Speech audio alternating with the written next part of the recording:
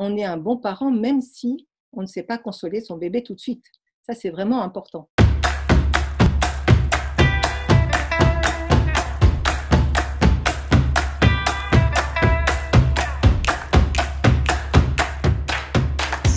C'est d'abord être tous ensemble, tout le temps, 24/24, avec un nouveau-né. Si on est un jeune couple avec un bébé, que les liens dans le couple sont de bonne qualité, ça peut être plutôt pas mal d'être ensemble. Si on est dans une famille où il y a plusieurs enfants et où les relations entre les parents est un peu moins bonnes, là les choses se compliquent.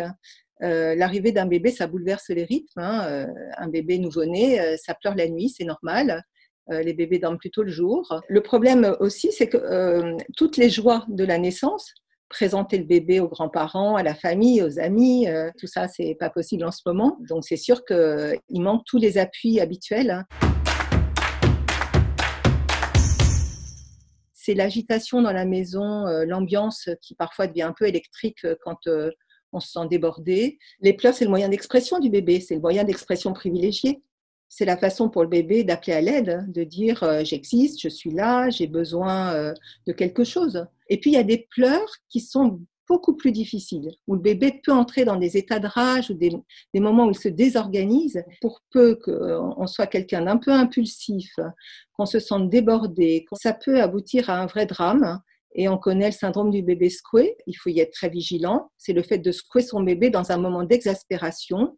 Et là, c'est dramatique.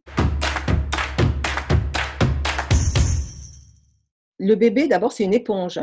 Il s'imprègne de toutes les émotions et il a besoin qu'on lui parle. Alors, il ne va pas forcément comprendre les mots parce que le bébé, il ne comprend pas les mots, mais il comprend la musique de ce qu'on lui dit. Il comprend le langage des émotions et les émotions du langage. C'est important aussi de pouvoir passer le relais. Alors, quand on est tout seul, on ne peut pas passer le relais en direct. Donc, on passe un coup de téléphone à un ami, un proche pour discuter. On peut passer le relais à son conjoint si les relations sont de bonne qualité. Parce que si le conjoint dit « mais de toute façon, toi, tu ne sais pas y faire, moi, je vais savoir faire mieux que toi », ça ne va pas aller. Et puis ensuite, on a des stratégies. C'est-à-dire qu'un bébé qui pleure quand on sent que ça monte et que nous-mêmes, on est plus en difficulté, on lui dit qu'on va le poser dans son lit, on va l'installer sur le dos, on va bien l'installer. Et puis, à ce moment-là, vous pouvez le laisser pleurer un petit peu. Vous faites quelque chose qui vous plaît, vous vous détendez, vous respirez un bon coup.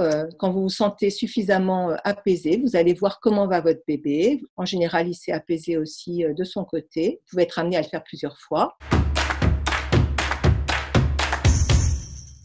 Si vous sentez que la tension monte beaucoup et que la violence émerge à la maison, que ça soit verbal, que ça soit psychologique, il ne faut pas hésiter à nous appeler. On est disponible par téléphone tous les jours. Et puis aussi, il y a des numéros verts, des numéros nationaux, comme des associations, Maman Blues, etc.